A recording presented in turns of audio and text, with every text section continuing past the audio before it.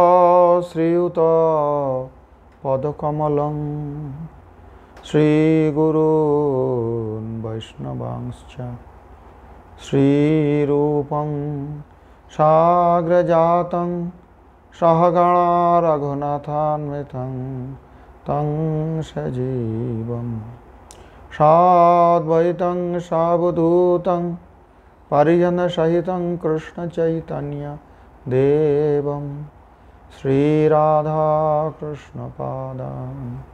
सहगणललिता श्रीविशाखान्वितांश्च नमो विष्णुपादाय गौरप्रेष्ठाय भूतले श्रीमद्भक्तिप्रमोदाय पुरीगोस्वामी नामिने गौराङ्गैकगतिव्रजाश्रितमतिर् श्रीगौरधाम स्थितिः साक्षात् श्रीकपिरतिर्कुसङ्गविरतिर्दुःस्थवताधस्कृतिः श्रीरूपैकरति सनातननतिः श्रीजीवतेजस्तति श्रीसिद्धान्तसरस्वती विजयते गौड़ीयगोष्ठीपते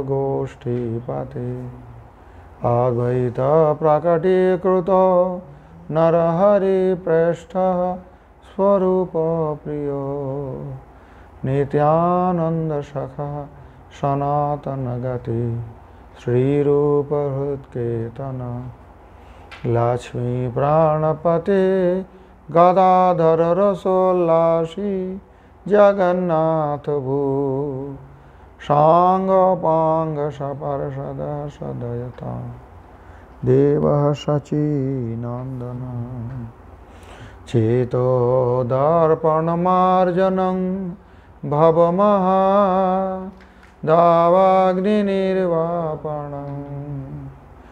श्रेयाकैरवचन्द्रिका वितरणं विद्यावधू जीवनम् आनन्दाम्बुधिवर्धनं प्रतिपदं पूर्णामृता स्वादनं सर्वात्मा स्नपनं परं विजयते श्रीकृष्ण संकीर्तनम्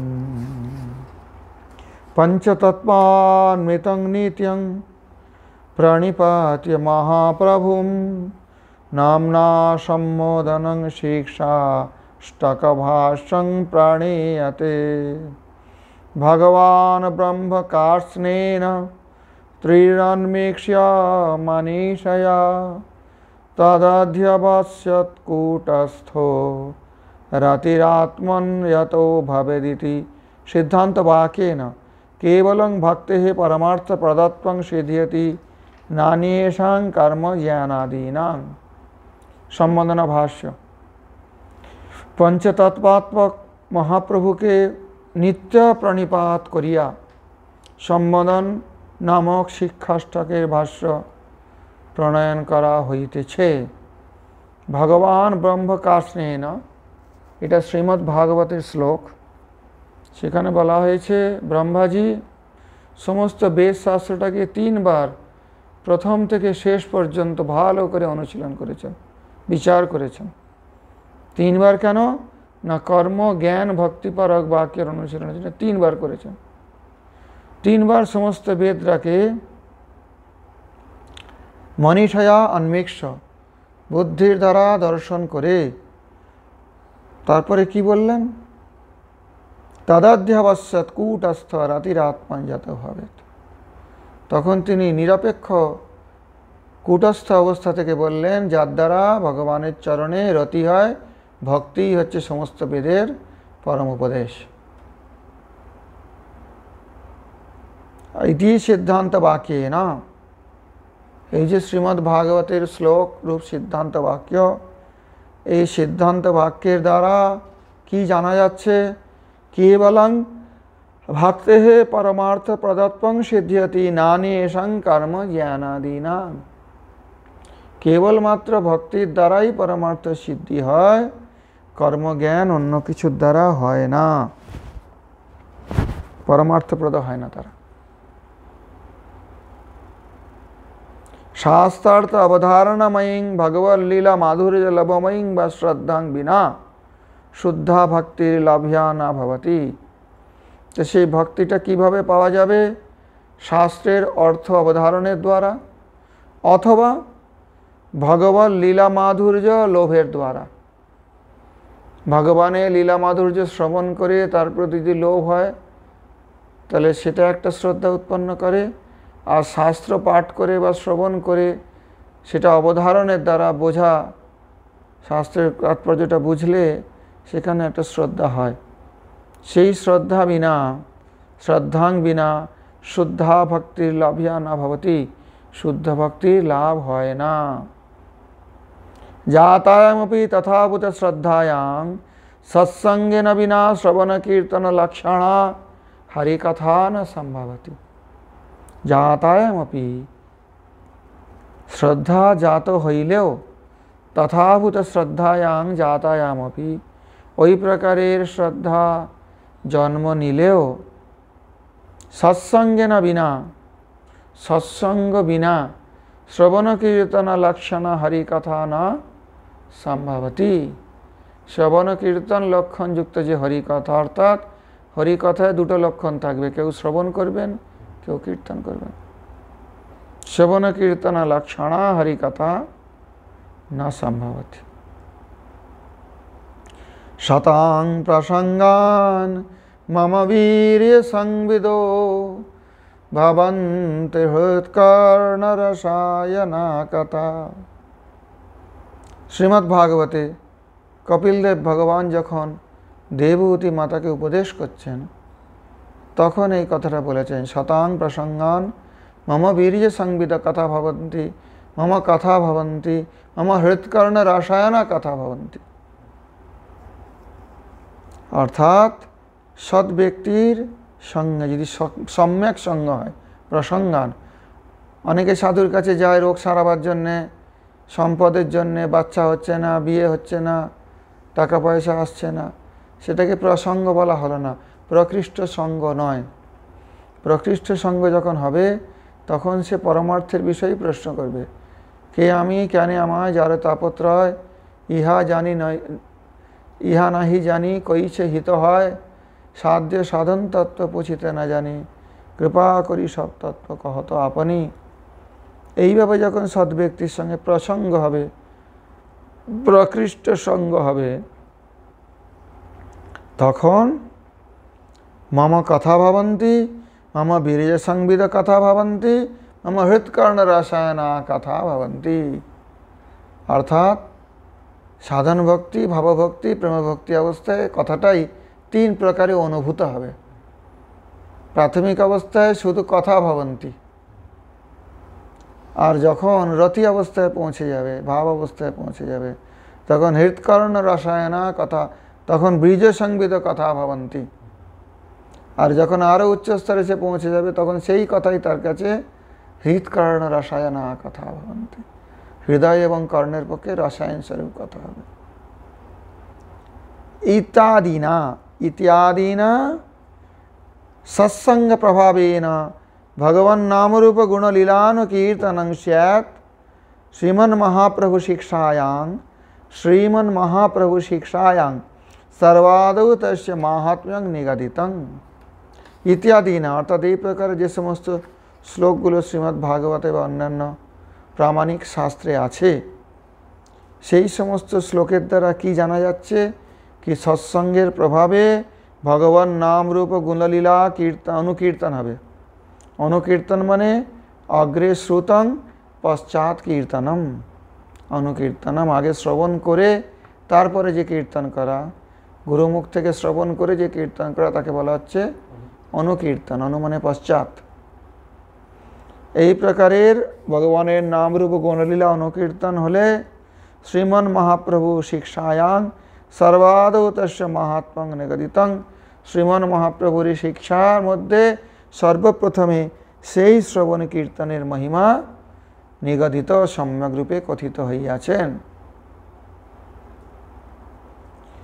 श्रीकृष्ण कीर्तनस्य सर्वमंगल स्वरूपत्वात् श्रीकृष्ण कीर्तनी समस्त मंगलमय स्वरूप बलिया समस्त प्रकार मंगल दीते पारेन अथवा समस्त प्रकारेर मंगलमय गुण ताते रयेछे सेई जन्य चतुर्थ पादान्तर्गत परमिति शब्देन चतुर्थ पादान्तर्गत परं विजयते श्रीकृष्ण संकीर्तनम श्लोकेर चतुर्थ पादे जे परम इति शब्द आछे एई जे शब्दटा आछे श्रद्धा सत्संग अनंतरं भजन क्रियांतर्गत श्रीकृष्ण संकीर्तनमेव अत्र बोध्यव्यम ताहले এই যে শ্রীকৃষ্ণ সংকীর্তনের কথা বলা হয়েছে পরং বিজয়তে এই শ্রীকৃষ্ণ সংকীর্তনটা কোন কৃষ্ণ সংকীর্তন না শ্রদ্ধা সৎসঙ্গ ভজন ক্রিয়া আদৌ শ্রদ্ধা তথা সাধু সঙ্গ তো ভজন ক্রিয়া এই যে সাধু সঙ্গ এবং সাধু সঙ্গের অন্তর্গত হলো গুরু পাদাশ্রয় সেই গুরু পাদাশ্রয়ের পরে যে ভজন ক্রিয়াটা করবে কোন সাধক সেই ভজন ক্রিয়ার অন্তর্গত শ্রীকৃষ্ণ সংকীর্তনই এখানে বলা হচ্ছে বুঝতে হবে নতু প্রতিবিম্ব ভক্ত্যাভাসান্তর্গত হরি সংকীর্তনম প্রতিবিম্ব ভক্ত্যাভাসেও হরি সংকীর্তন হয় অর্থাৎ কেউ হয়তো অদ্বৈতবাদী কিন্তু কোনো ভক্তের হৃদয়ের এটা প্রতিবিম্ব পড়ে তিনিও ভক্তের সামনে এসে খুব ভাবে হঠাৎ করে হরি কীর্তন করছেন সে হরি কীর্তনের কথা এখানে বলা হচ্ছে না শ্রদ্ধা সাধু সঙ্গের অনন্তর যে ভজন ক্রিয়া সেই ভজন ক্রিয়ার অন্তর্গত যে হরি সংকীর্তন সেই সংকীর্তনই এখানে বুঝতে হবে পরম শব্দের দ্বারা পরম বিজয়াতে শ্রীকৃষ্ণ সংকীর্তনম বিজয়াতে মানে সর্বোচ্চ স্থানে যে স্থিত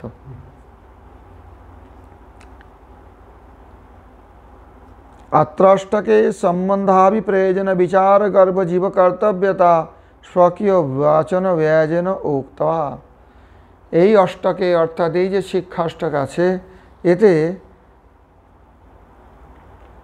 সম্বন্ধ অভিযোগ প্রয়োজন বিচার এর মধ্যে রয়েছে এবং জীবের যে কি কর্তব্যতা জীবের কি কর্তব্য সেটা মহাপ্রভু স্বয়ং ভগবান তিনি নিজের বচনের দ্বারা ভঙ্গিমায় নিজের বচন ভঙ্গিমায় ব্যক্ত করেছেন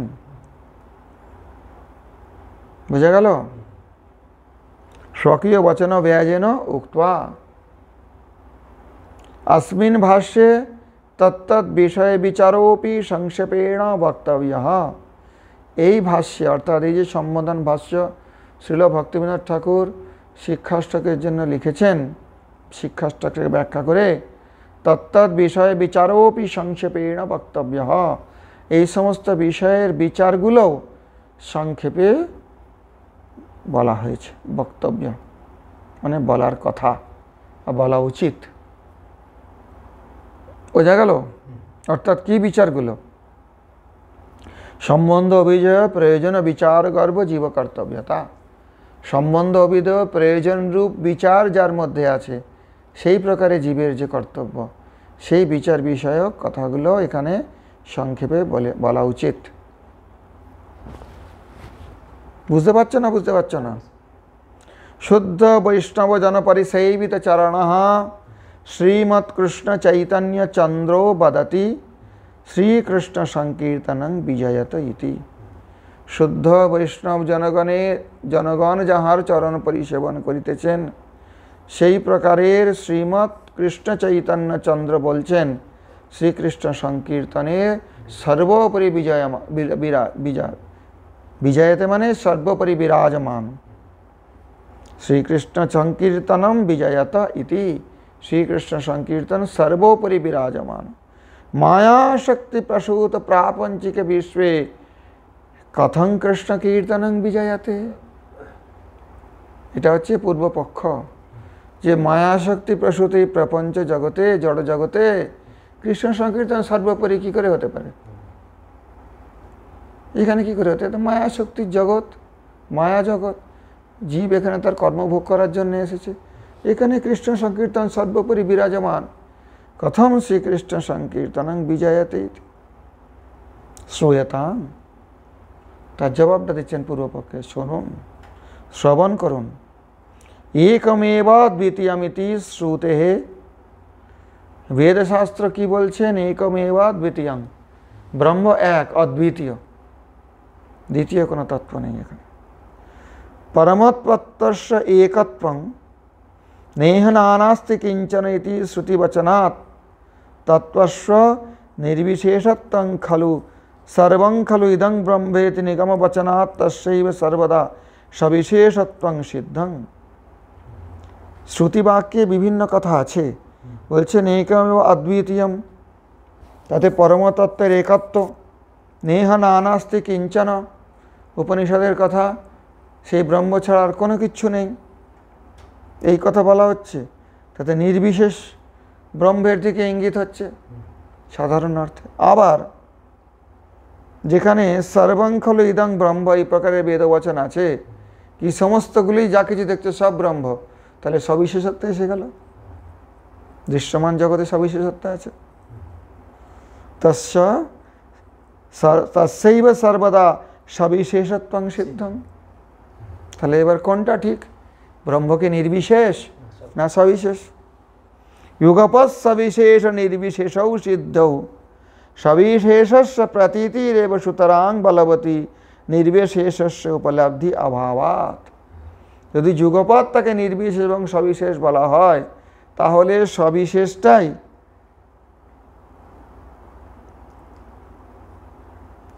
সবিশেষটারই প্রতীতি হয়, সেটাই বলবান হয়।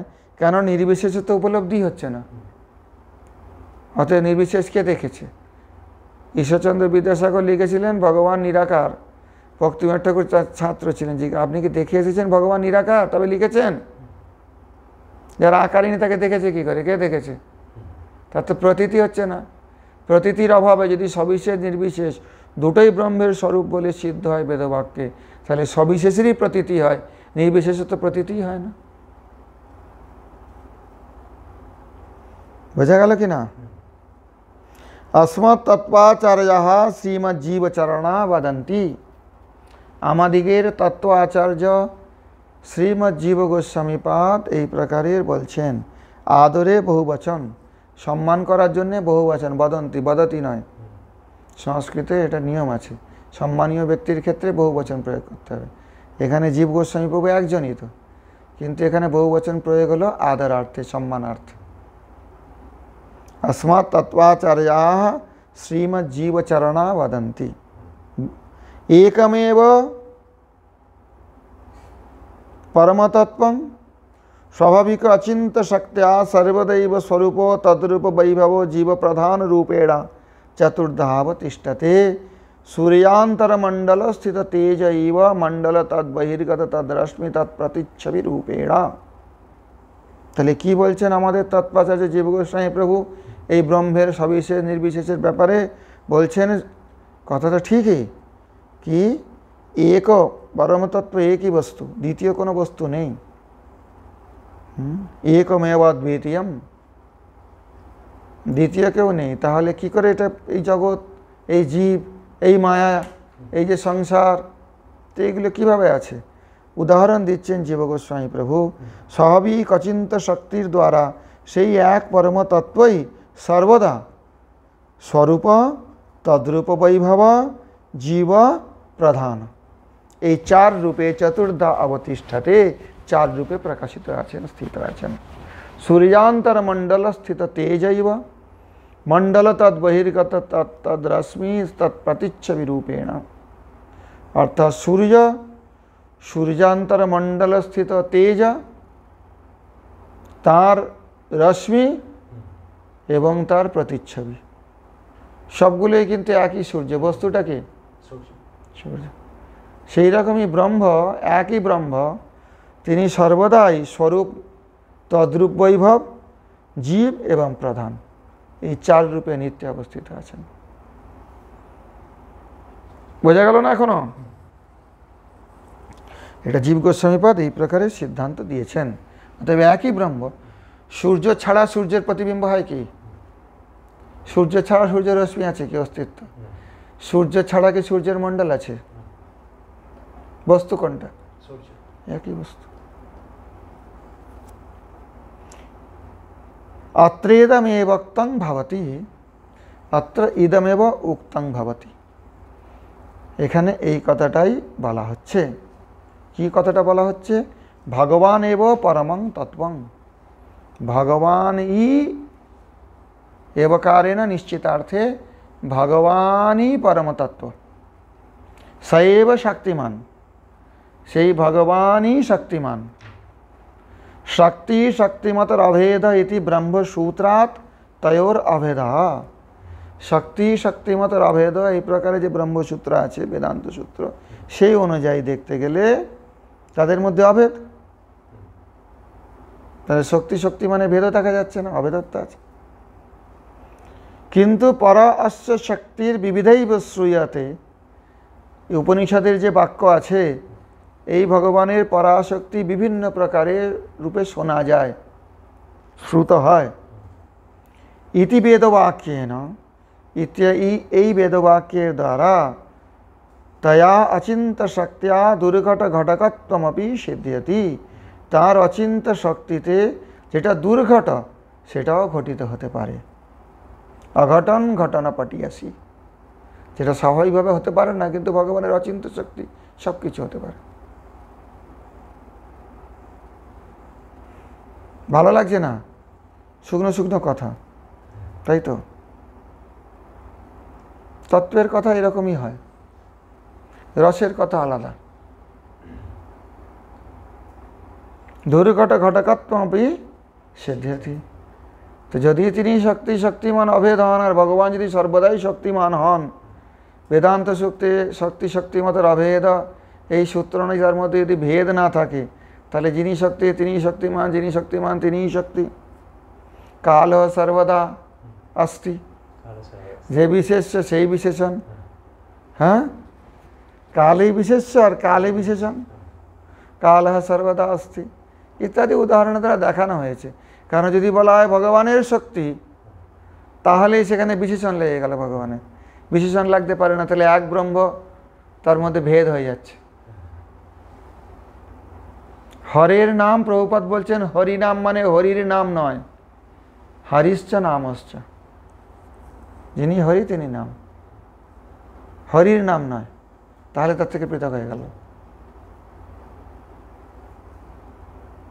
আমার চক্ষু যদি বলি, তাহলে আমি যে ব্যক্তি, চোখটা আমি নয়, কিন্তু শক্তিটাও ভগবানই, দ্বিতীয় কোনো ভেদ নেই তার মধ্যে। স্বজাতীয় বিজাতীয় স্বগত ভেদরহিত যদি হয়, তাহলে ভগবানের শক্তি যদি বলা হয়, ভগবান শক্তি, ভগবানের শক্তি বলা যাবে না। শক্তি শক্তিমতর অভেদ। সাংসারিক ভাষায় ওটা বলতে গেলে ওই ধরনের কিছু ত্রুটি এসে যায় বোঝাবার জন্য। কারণ সংসারে এরকম কোনো বস্তু দেখা যায় না, কিছু কিছু দেখা যায়, যেরকম কাল সর্বদা अस्ति, সবসময়ই কাল আছে। সবসময়টা কি? সেটা তো কাল। আর কাল আছে সবসময়, সবসময় তাহলে কালের বিশেষণ হলো, তাহলে বিশেষ্যও কাল, বিশেষণও কাল। তাহলে ভগবানের শক্তি মানে ভগবান শক্তি, একই কথা। এই প্রকারে আমাদের আচার্যরা অচিন্ত ভেদাভেদ ভাদ্রা বোঝাবার চেষ্টা করেছেন। শক্তি শক্তিমতর অভেদ। তো যদি তার অচিন্ত শক্তি থাকে, তাহলে দুর্ঘট ঘটকত্বও হয়, যা খুশি করতে পারেন তিনি। যেটা আপাত দৃষ্টিতে দুর্ঘট অসম্ভব, সেটাকেও সম্ভব করতে পারেন। আমাদের কাছে যেটা অসম্ভব বলে মনে হচ্ছে, ভগবানের অচিন্ত শক্তির কাছে কোনো কিছু অসম্ভব নয়। সা অত নিত্য ভেদও অনিবার্য। অতএব তাই যদি হয়, নিত্য ভেদটাও অনিবার্য হয়। অচিন্ত শক্তি সতো কেবল অদ্বৈতবাদ যুক্তিয়া ন নিবর্তনীয়। সেই নিত্য ভেদ, ভগবানের সঙ্গে জীবের যে ভেদ, এটা ওই অদ্বৈতবাদ, কেবলাদ্বৈতবাদী যুক্তির দ্বারা সেটাকে তো নিবর্তন করা যাবে না, সেটাকে নিবৃত্ত করা যাবে না। নিত্য ভেদও আছে। সূর্য আর সূর্যরশ্মি কি এক? কিন্তু মূল বস্তু কোনটা? বস্তু কোনটা এর মধ্যে? সূর্য। তাহলে একই ব্রহ্ম, কিন্তু এই যে জীবরূপী যে রশ্মিগুলো, এরা ব্রহ্মের থেকে নিত্য পৃথক। কিন্তু এদের অস্তিত্ব ব্রহ্মের অস্তিত্বের উপর নির্ভরশীল। সূর্য ছাড়া কোনোটাই থাকবে না, সূর্য রশ্মিও থাকবে না, সূর্যের মণ্ডলও থাকবে না, এ ঘুমোচ্ছে বসে বসে, আর সূর্যের প্রতিবিম্ব থাকবে না। বোঝা গেল? সা পরাশক্তির অন্তরঙ্গা তটস্থা বহিরঙ্গা ভেদেন ত্রিধা অবভাসতে। সেই যে পরাশক্তি, পরাশক্তির বিবিধৈব শ্রূয়তে অন্তরঙ্গা তটস্থা এবং বহিরঙ্গা ভেদে তিন প্রকারে প্রতিভাত হয়। অবভাসতে, একই শক্তি তিন প্রকারে প্রতিভাত হয়। তত্র অন্তরঙ্গয়া স্বরূপ শক্তিয়া পূর্ণেনৈব স্বরূপেণ তত্তত্ত্বং সর্বকল্যাণ গুণাশ্রয়তয়া ভগবত রূপেণ নিত্যং বিরাজতে। বলছেন তার মধ্যে যে অন্তরঙ্গা স্বরূপ শক্তির দ্বারা পূর্ণ স্বরূপে সেই যে তত্ত্ব একমেব দ্বিতীয়ং ব্রহ্ম, সেই ব্রহ্মতত্ত্ব পরমতত্ত্ব সমস্ত কল্যাণ গুণের আশ্রয় রূপে, সমস্ত কল্যাণ রূপের আশ্রয় স্বরূপে ভগবত রূপে নিত্য বিরাজমান। তাহলে কার প্রভাবে? অন্তরঙ্গা স্বরূপ শক্তির প্রভাবে। তার লীলা সম্পাদনার্থং তদানুকূল্যময়্যা তয়া স্বরূপ শক্তিয়া তৎপত্তং বৈকুণ্ঠাদি স্বরূপ বৈভব রূপেণ অবতিষ্ঠতে।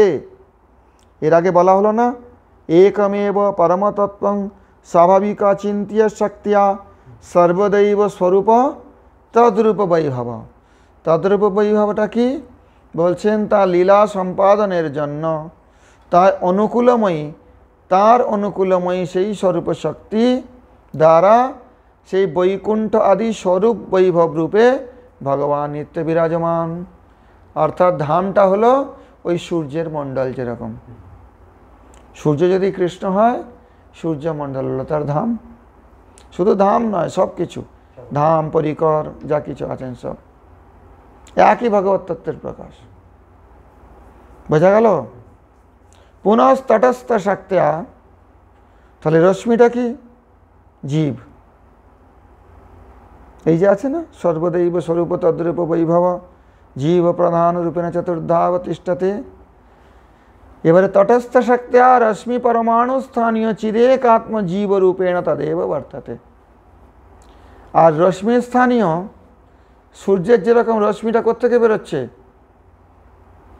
সূর্যের রশ্মিটা কোত্থেকে বেরোচ্ছে? সূর্যের মণ্ডল থেকে, যে আভা মণ্ডল তাই থেকে রশ্মিটা আসছে।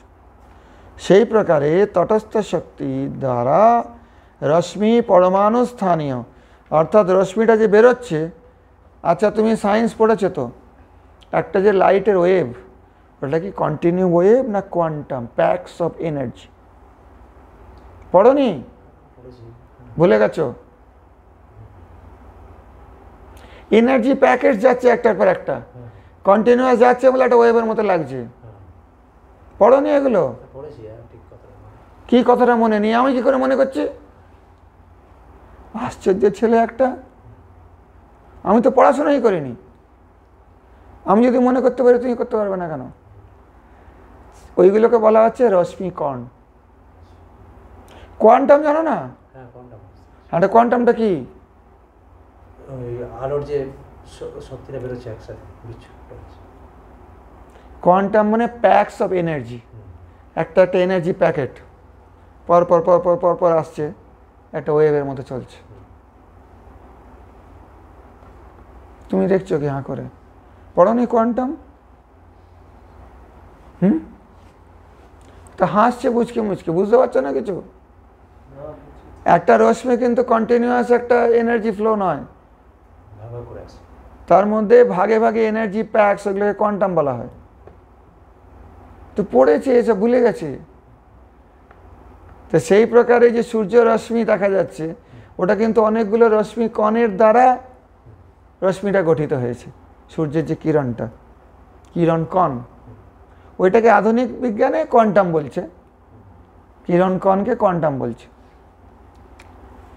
তো এই প্রকারে যে তটস্থ শক্তির দ্বারা, ভালো করে বোঝো, রশ্মি পরমাণু স্থানীয় চিদেকাত্ম জীব রূপেণ তদেব বর্ততে। তাহলে জীবগুলো কি?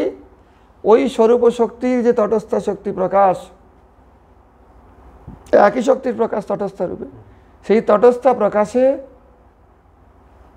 একটা একটা চিদেকাত্ম, চিত এক আত্ম অর্থাৎ চেতন স্বরূপ, কেবল সচ্চিদানন্দ বলা হচ্ছে না এখানে, চিদেক আত্মস্বরূপ, চিত এক আত্মস্বরূপ যে জীব, একটা একটা ইন্ডিভিজুয়াল জীব। আর পুরো রশ্মিগুলোকে বলা হচ্ছে জীব শক্তি, তটস্থ শক্তি, মানে তটস্থ শক্তির কণা। বোঝা গেল? চিদেকাত্ম জীব রূপেণ তদেব বর্ততে বহিরঙ্গ মায়া ক্ষয়া শক্তিয়া। আর যে বহিরঙ্গ মায়া নামের যে শক্তি, সেটা কীরকম? তার দ্বারা প্রতিচ্ছবিগত বর্ণ সাবল্য স্থানীয় তদীয় বহিরঙ্গ বৈভব জড় আত্মপ্রধান রূপেণাপি তল্লক্ষ্যতে। আর বহিরঙ্গ শক্তির যে প্রকাশ, মানে বহিরঙ্গ রূপে যে শক্তি অবভাসিত হচ্ছে, প্রতিভাসিত হচ্ছে, সেই শক্তির নাম হচ্ছে মায়া। সেই মায়ারূপ শক্তির দ্বারা শক্তিয়া, এগুলো সব তৃতীয়া বিভক্তি ব্যবহার হয়েছে, তার দ্বারা প্রতিচ্ছবিগত বর্ণ সাবল্য স্থানীয়। প্রতিচ্ছবিতে কি হয়? মূল বস্তুটায় যে বর্ণ থাকে, প্রতিচ্ছবিতে এসে বর্ণটা হালকা হয়ে যায়।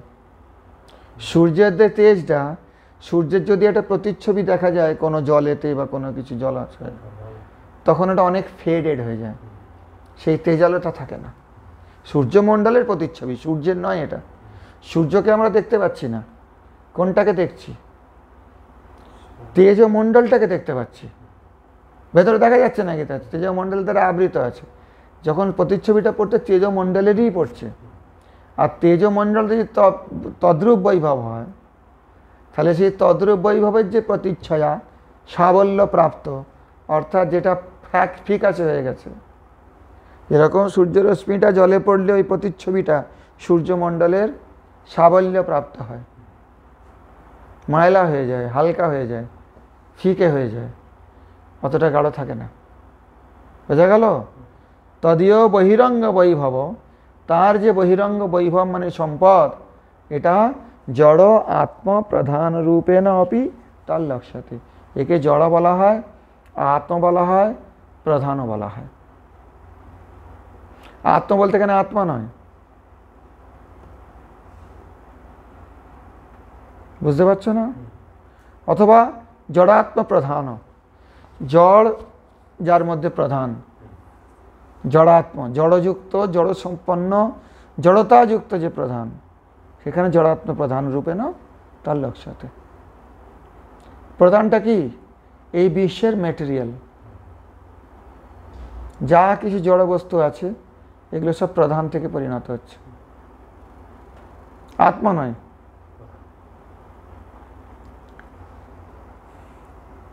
एवं प्रकारेण जीव जड़ो वैकुंठ भगवत्स्वरूपाणाम अचिंत्य भेदाभेदौ ज्ञेयौ।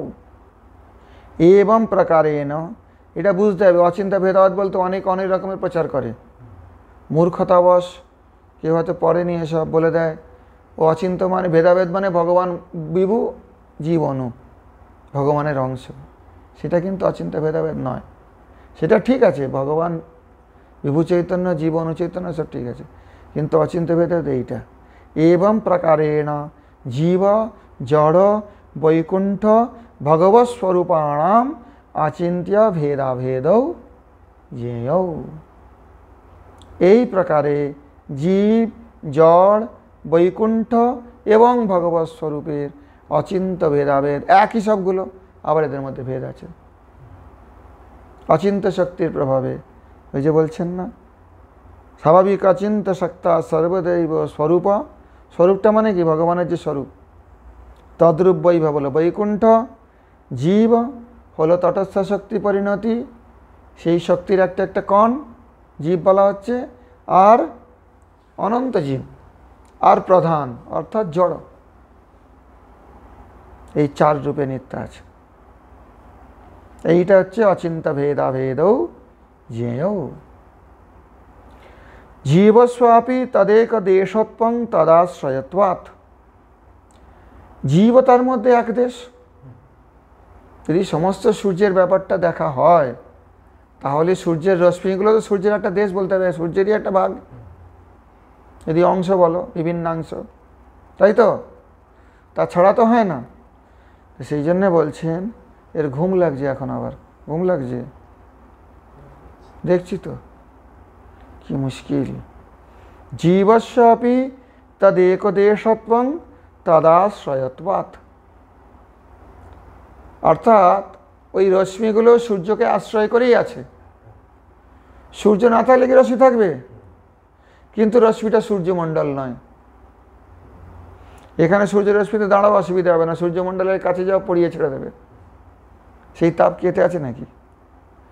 কিন্তু অচিন্ত্য ভেদাভেদ, একদিকে দেখতে গেলে অভেদ সূর্যের থেকে, একদিকে দেখতে গেলে ভেদ, এবং নিত্য সূর্যের আশ্রিত।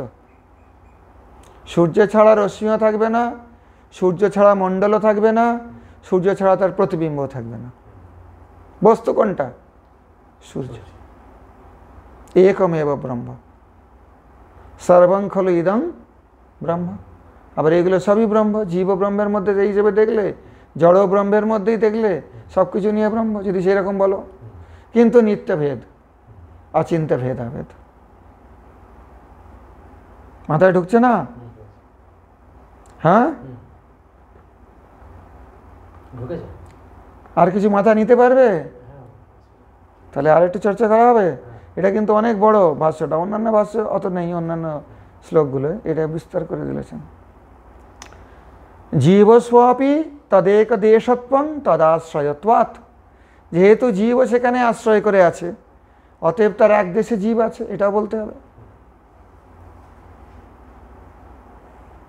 বহিশ্চরত্বং তজ্ঞানাভাবাৎ ছায়া রশ্মিবৎ মায়া বিভাব্যত্বাচ্চ ব্যাপদিশ্যতে।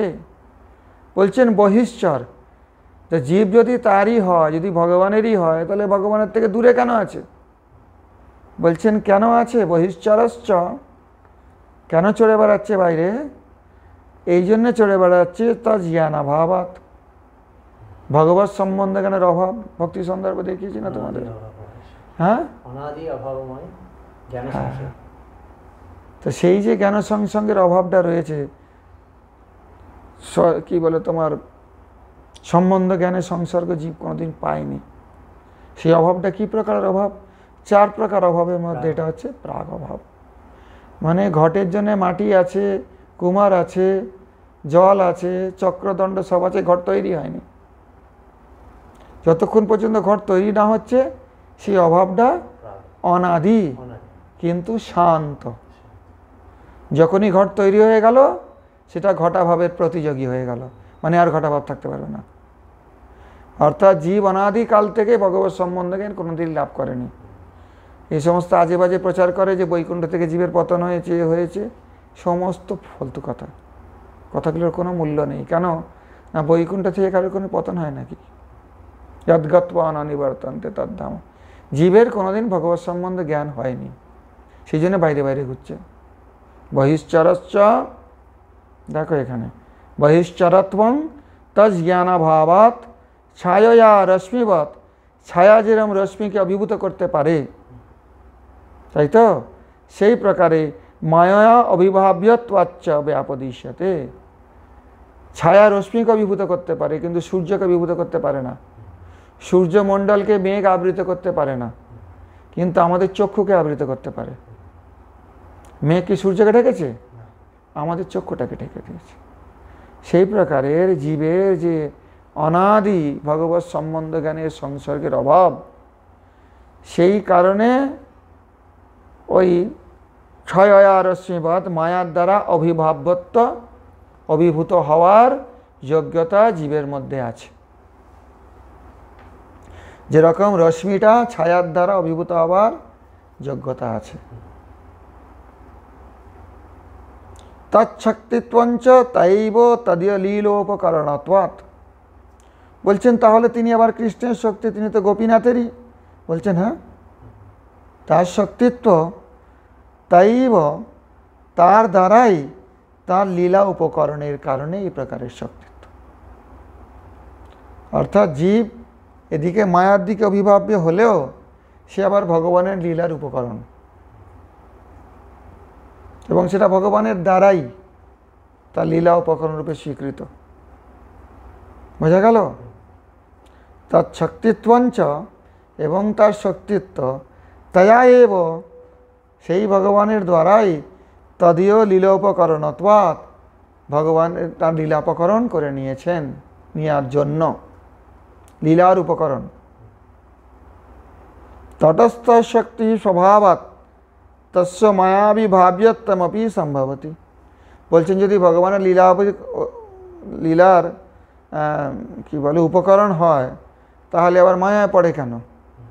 বলছেন তটস্থ শক্তি স্বভাবের জন্য, যেহেতু এটা পূর্ণ শক্তি নয়, অপূর্ণ শক্তি, তটস্থ শক্তি স্বভাবের জন্য মায়ার অভিভাব্যত্বমপি সম্ভবতি, মায়ার দ্বারা অভিভূত হওয়াও তার পক্ষে সম্ভব হয়। কার পক্ষে? জীবের পক্ষে। মায়াবশতাপন্নানাং তেষাং জীবানাং সংসার দুঃখম, এসব বহু বচন ব্যবহার করছেন। মায়াবশতাপন্ন সেই সমস্ত জীবগুলির সংসার দুঃখ। স্বরূপ শক্তি সম্বন্ধাত, এগুলো সব সন্ধি হয়েছে, সম্বন্ধান, এই তটা ন হয়ে যায়, সূত্র আছে পানিনির। স্বরূপ শক্তি সম্বন্ধাত, স্বরূপ শক্তির সম্বন্ধ হইতে, মায়া অন্তর্ধানে, মায়া অন্তর্ধান হইয়া গেলে সংসার নাশঃ স্বস্বরূপাবস্থিতিশ্চ। তা দুটো জিনিস হবে, সংসার নাশ হয়ে যাবে আর স্বস্বরূপে স্থিতি হবে। কখন হবে? স্বরূপ শক্তি সম্বন্ধ হলে। শুধু তটস্থ শক্তির বলে জীব মায়াকে জয় করতে পারবে না। দৈবী এষা গুণময়ী মম মায়া দুরত্যয়া মাবিব যে প্রপদ্যন্তে মায়ামে তাং তরন্তি। অর্থাৎ ভগবান চরণে, ভগবৎ চরণে শরণাগত হলে সেই স্বরূপ শক্তির, কৃষ্ণ দেন চিৎ শক্তির বল, মায়া আকর্ষণ ছাড়ে হইয়া দুর্বল। কৃষ্ণ তারে দেন নিজ চিৎ শক্তির বল, মায়া আকর্ষণ ছাড়ে হইয়া দুর্বল, প্রেম বিবর্ত। বোঝা গেল? স্বরূপ শক্তি সম্বন্ধাৎ মায়ান্তর্ধানে সংসার নাশঃ স্বরূপাবস্থিতিশ্চ। মায়ামুগ্ধানাং জীবানাং পুনঃ পুনঃ সংসার ক্লেশানুভবানন্তরং। বলছেন তাহলে স্বরূপ শক্তির সম্বন্ধটা কী করে হবে? একটা একটা করে এখানে পরিষ্কার করা হচ্ছে। স্বরূপ শক্তির সম্বন্ধে যদি জীবের মায়া সংসার নাশ হয় এবং স্বস্বরূপে স্থিতি হয়, তো সেই স্বরূপ শক্তির সম্বন্ধটা কোত্থেকে পাবো? সেটাই বলছেন এখানে। মায়ামুগ্ধানাং জীবানাং পুনঃ পুনঃ সংসার ক্লেশানুভবানন্তরং। এই মায়ামুগ্ধ জীবের বারংবার পুনঃ পুনঃ সংসার ক্লেশ অনুভব করার পরে, যদা সৎপ্রসঙ্গাৎ, যখন সৎপ্রসঙ্গে, সাধুর সঙ্গে, সাধুর সম্যক সঙ্গে, শতাং প্রসঙ্গান, এর আগে যেটা বললাম, শাস্ত্র তাৎপর্যে বিশ্বাস, সৎ ব্যক্তির, সাধু ব্যক্তির প্রকৃষ্ট সঙ্গ হইতে শাস্ত্রের তাৎপর্যে যখন তার বিশ্বাস হবে, অথবা ভগবান মাধুর্যের লোভ বা জায়াতে, অথবা ভগবত মাধুর্যের লোভ হবে। ভগবত মাধুর্যের লোভ হলে সে রাগভক্তির অধিকারী হবে, আর শাস্ত্রের শ্রদ্ধা উৎপন্ন হলে বিধি ভক্তির অধিকারী হবে। দুই প্রকারেই স্বরূপ শক্তির সঙ্গে তার সম্বন্ধ স্থাপিত হবে। তদা তেষাং, তখন, যদা সৎপ্রসঙ্গাৎ, শাস্ত্র তাৎপর্যে বিশ্বাস, ভগবান মাধুর্যে লোভ বা জায়াতে, তদা, তখন, যদা ভ্রামং ভ্রামং হরিরস গলাদ বৈষ্ণবজনং কদাচি সংপাশন তদনুগমনে সদরুচিরিয়া তদা কৃষ্ণা বেশাদ। পড়নি দশমূল? কি মুশকিল! যখন এই সংসারে ভ্রমণ করতে করতে হরিরস গলাদ বৈষ্ণবের সাক্ষাৎকার হয়ে তার অনুসরণ করবার জন্য একটা ইচ্ছা জাগ্রত হবে, তখন তদা তেষাং স্বরূপ শক্তির লাদিনী সারবৃত্তি ভূতায়াং ভক্তৌ অধিকার ভবতি। তখন তাদের, বহুবচন এখানে, সেই জীবগুলির, যে জীবগুলো বিভিন্ন প্রকারে সংসার ভ্রমণ করতে করতে সৎপ্রসঙ্গে শাস্ত্র তাৎপর্য বিশ্বাস লাভ করেছে অথবা ভগবান মাধুর্যে লোভ প্রাপ্ত হয়েছে, তখন তাদের স্বরূপ শক্তির লাদিনী সারবৃত্তি ভূতায়াং, স্বরূপ শক্তির, প্রত্যেক শক্তির তিনটে বৃত্তি আছে, ফাংশন। এই লাইটের একটা বৃত্তিতে ওখানে কুলিং করছে, একটা বৃত্তিতে এখানে আলো দিচ্ছে। কার বৃত্তি এটা? ইলেকট্রিসিটির। আর একটা বৃত্তিতে জল গরম করছে কেটলিতে। তাহলে এটা কে, কোত্থেকে আসছে? এটা একটাই শক্তি তো। কারেন্ট। বৃত্তিগুলো, ফাংশনগুলো আলাদা আলাদা। মায়া শক্তিরও তো এই একই বৃত্তি। হ্যাঁ, মায়া শক্তির তিনটে বৃত্তি আছে, এই লাদিনী জীব শক্তির তিনটে আছে, জৈব ধর্মে আছে, পড়া নেই এগুলো। সবারই তো মায়া শক্তি, তো স্বরূপ শক্তির যে লাদিনী বৃত্তির, স্বরূপ শক্তির লাদিনী সার বৃত্তি ভূতায়াং, স্বরূপ শক্তির যে লাদিনীর সার বৃত্তি, সেই সার বৃত্তির রূপ যে ভক্তি, সেই ভক্তিতে তখন জীবের অধিকার লাভ হয় ভবতি। জাতয়া শ্রদ্ধয়া গুরুচরণাশ্রয় রূপ সৎসঙ্গ প্রভাবাত। জাতয়া শ্রদ্ধয়া, শ্রদ্ধা জাত হইলে, হ্যাঁ, শ্রদ্ধা জাত হইলে সাধু সঙ্গের মধ্যেই গুরুচরণাশ্রয় পড়ে যায়, সেও তো একটা সাধু। গুরুচরণাশ্রয় রূপ সৎসঙ্গ প্রভাবাত, শ্রদ্ধা জাত হইলে গুরুচরণাশ্রয় রূপ সৎসঙ্গের প্রভাব হইতে তত্ত্বশ্রবণং ঘটাতে, তত্ত্বশ্রবণ ঘটিত হয়। যখন তত্ত্বশ্রবণ হয় গুরুর কাছ থেকে, তখন কি হয়? শ্রবণানন্তরং যদা তৎকীর্তনং ভবতি। শ্রবণের পরে যখন সেটা কীর্তন হয়ে থাকে, হয়, তদা মায়া দমন প্রক্রিয়া রূপ জীবস্বরূপ বিক্রম এব লক্ষ্যতে। তখন মায়া দমন প্রক্রিয়ারূপ, মায়া দমন প্রক্রিয়ারূপ জীবস্বরূপের বিক্রম তখন দেখা যায়, তার আগে দেখা যাবে না। জীব শক্তির দ্বারা জীব কোনোদিন মায়া দমন করতে পারবে না। ওই স্বরূপ শক্তির যখন ওই সার বৃত্তিভূত ভক্তৌ অধিকার ভবতি, এখানে ওটা অব হয়ে গেছে, আব হয়ে গেছে, ভক্তা অধিকার ভবতি। হরিনামামৃতে 4টে সূত্র করেছে, আর কাহিনীর একটাই সূত্র, এ চ অবায় আবাহ। হরিনামিতে বলা আছে এ, অব, ও, আব, এরকম করে 4টে সূত্র করা আছে।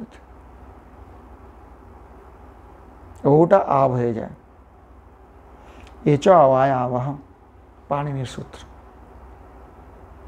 ভক্তৌ অধিকার ভবতি, ভক্তাবধিকার ভবতি।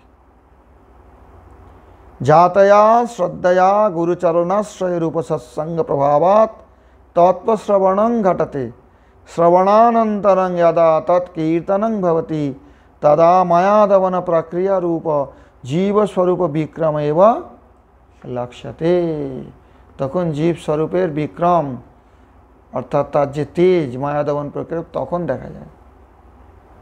প্রপঞ্চে হরিকীর্তন বিজয়স্য এষা প্রক্রিয়া।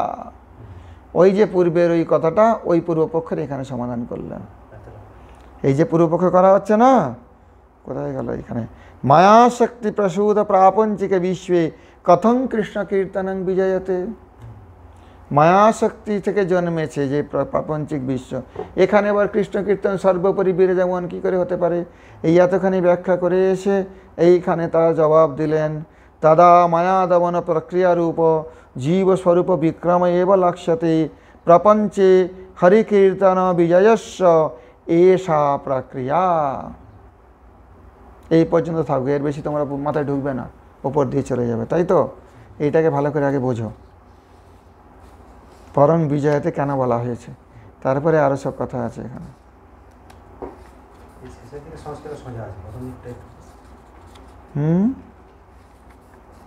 সে পুরো সোজা সংস্কৃত, এটা ভক্তিনাথ ঠাকুরের